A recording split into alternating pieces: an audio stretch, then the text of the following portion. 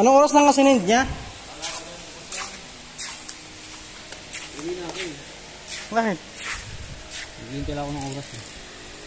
Yung oras ng Masete? Yan, alas 6, hindi na ako. Malabo dito. Hindi ko type yung ilaw dito. Oh, di kaya. Hindi ko nakikita yung mga dumi. Ibang liwanag.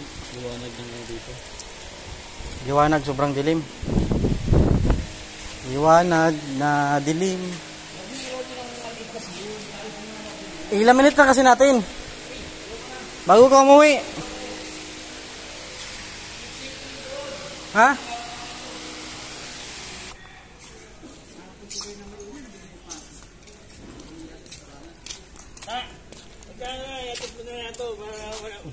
Wala na nag-aatid eh.